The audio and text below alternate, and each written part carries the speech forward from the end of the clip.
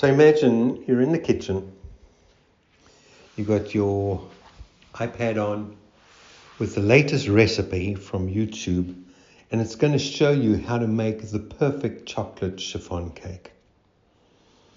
And you've watched the video a couple of times, you've gotten the ingredients, you've got all the ingredients laid out in front of you, and you are excited, you're ready, you've got the family expecting this masterpiece that you're going to create. And away you go, and you put in your sugar, and you put in your flour, and you mix the butter.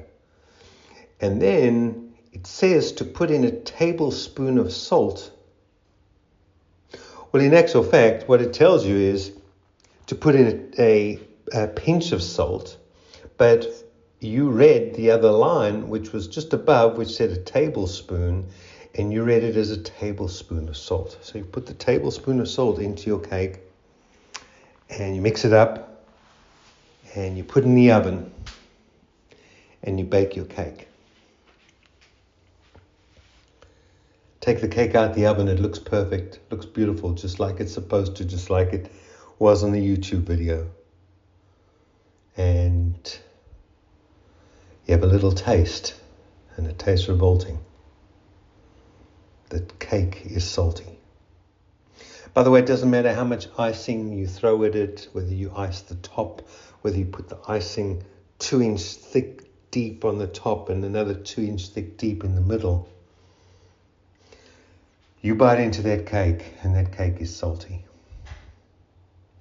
Now, I liken this salty cake to our primary years on this planet. Our caregivers gave us the ingredients, and we built this recipe of this salty cake. And some of these key ingredients are baked in forever, never to be changed.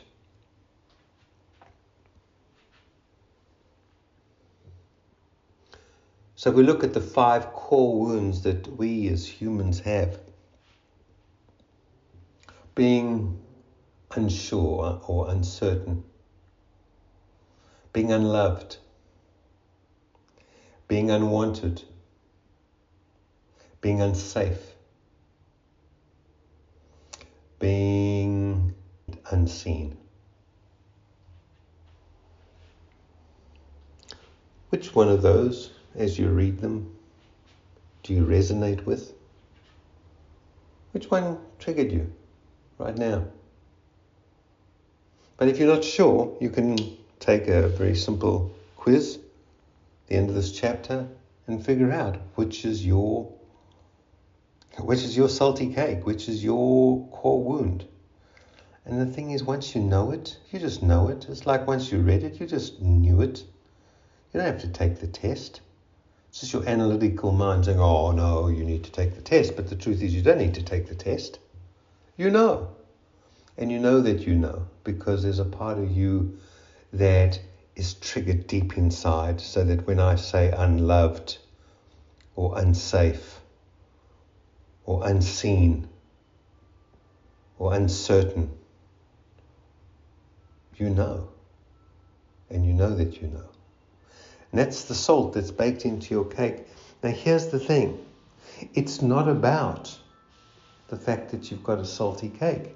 It's about recognizing how your salty cake is influencing your life as an adult right now. You are being driven by your salty cake. You're never going to fix it. You can't unbake it. You can't bake out the salt. You can't wash it out. It's baked in. You can go for therapy years and years and years and years and years and peel the onion, peel the onion, peel the onion, peel the onion.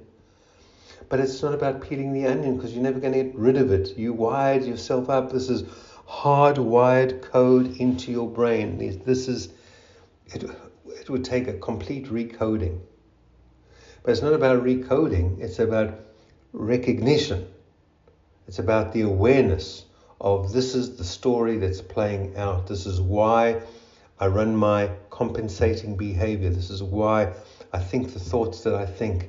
This is why I believe what I believe, which creates the thoughts, which create the action, the emotions, which create the actions, which create the results that I'm unhappy with. Because that's where my decisions are being driven from my salty cake. Now, just as you could redirect a river, so you can redirect your salty cake. But you can only redirect it once you know that you've just had it pinged and you're in process. So you recognize, okay, there's my there's my neediness for safety that's just been pinged. Okay, now you recognize it, then you question it, is that true? Are you really unsafe? No, you're not. Okay, so now you can redirect the river. You can redirect the river of your thinking. You can start to think new thoughts. And it's, as we know, you might not be able to immediately create a brand new belief, but if you were to create a brand new belief, what would you believe about you, about the safety of you? Could you come up with a new belief right now? I'm not telling you to own that belief. It takes time to get it hardwired, but can you at least think of a belief that you could apply right now in these circumstances that would get you a better outcome than where you were heading? And then if you had that belief, what thoughts would you be thinking? If you had that positive belief, what thoughts would you be thinking? And with those thoughts, okay, where would your focus go? What would you be focused on? And therefore, what emotions would you generate? And therefore, what behaviors would stem out of those emotions?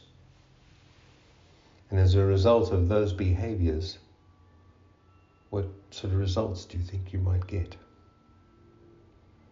And the more you got those results, what would happen to, now we just reverse it, what would happen to our emotions? They would start changing.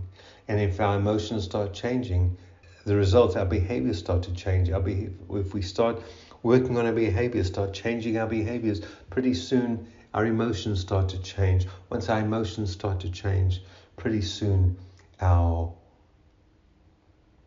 focus starts to change and our thoughts start to change, until finally we have a brand new belief that we've created of I can instead of I can't.